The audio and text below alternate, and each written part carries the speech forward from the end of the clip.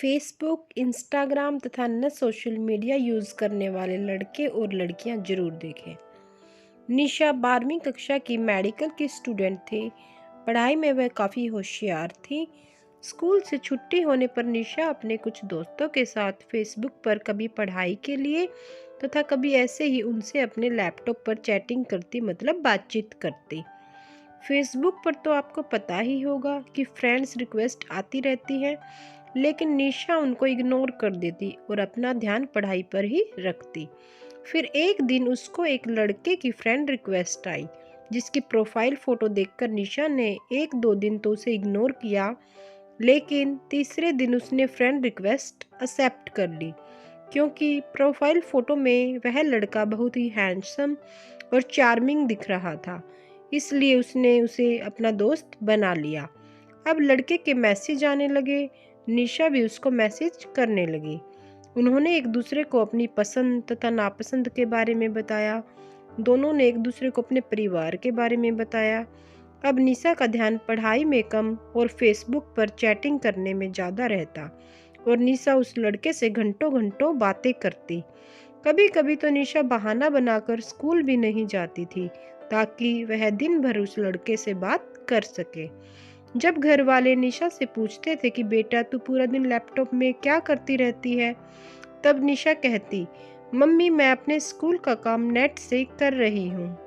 निशा के mummy papa को उस पर कोई संदेह नहीं था, इसलिए वह कहते, ठीक है बेटा अच्छे से पढ़ लो। जिस दिन निशा की उस लड़के से बात नहीं होती थी, तो उसे पूरा दिन अधूरा अधूरा लगता था और ऐसा ही हाल उस लड़के का भी था। ऐसे ही 2 महीने बीत गए और उन दोनों की बातों का सिलसिला ऐसे ही चलता रहा।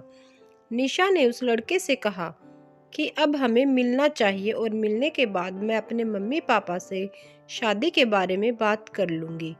निशा ने यह भी कहा कि अगर मम्मी पापा शादी के लिए नहीं माने तो हम घर से भाग जाएंगे। अब निशा को ना तो अपनी पढ़ाई दिख रही थी और ना ही अपने माता पिता की इज्जत। अब दोनों ने एक जगह मिलने का फैसला किया और दोनों मिलने वाली जगह पर पहुंच गए। उस लड़के ने निशा को ऐसी जगह बुलाया जो बिल्कुल सुनसान थी और उस सुनसान जगह पर सिर्फ निशा और एक बूढ़ा आदमी दिख रहे थे। उस बूढ़े आदमी ने तो निशा को देखते ही पहचान लिया था, क्योंकि निशा ने अपनी वास्तविक फ़ोटो प्रोफाइल पर लगाई थी। लेकिन निशा को गुस्सा आ रहा था कि वह लड़का उसे बुलाकर खुद नहीं आया। फिर वह बूढ़ा आदमी निशा के पास जाकर बोला कि तुमने मुझे पहचाना नहीं, मैं ही तो हूँ तुम्हारा दोस्त कमल। निशा को उसे देखते ही चक्कर आ गया, क्योंकि वह फेसबुक प्रोफाइल वाला लड़का नहीं था, बल्कि वह तो एक 70 साल का बूढ़ा आदमी था, जिसने निशा को एक झूठी प्रोफाइल तथा झूठा फोटो लगाकर बेवकूफ़ बनाया था। निशा को अकेली देख उस बूढ़े आदमी ने उसके साथ बदतमीजी करने की कोशिश की, लेकिन निशा की किस्मत अच्छी निकली, क्योंकि एक गाड़ी वाला वहां से गुजर रहा था और उसने उसे बचा लिया और उसके घर उसे सही सलामत छोड़ दिया। घर पर आकर निशा को बहुत बुरा लग रहा था और शर्मिंदगी भी महसूस हो रही थी, लेकिन उसने खुद को संभाला और सारी बातें भूलकर अपनी पढ़ाई पर फिर से ध्यान देना शुरू कर दिया।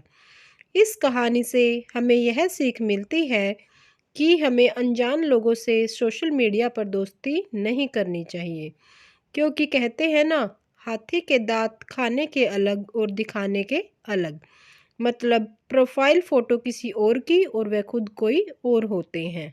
ऐसा ज़्यादातर स्कूल और कॉलेज के बच्चों के साथ होता है, क्योंकि कम उम्र के कारण उनको इतनी नॉलेज नहीं होती। इसलिए हमें इन सब बातों से दूर रहकर सिर्फ पढ़ाई में ध्यान रखना चाहिए और अपने माता पिता पर भरोसा रखना चाहिए, क्योंकि वह जो करेंगे हमारी भलाई के लिए करेंगे। अगर आपको यह कहानी पसंद आई हो तो प्लीज़ लाइक कीजिए, शेयर कीजिए और ऐसी ही कहानी देखने के लिए सब्सक्राइब कीजिए। धन्यवाद।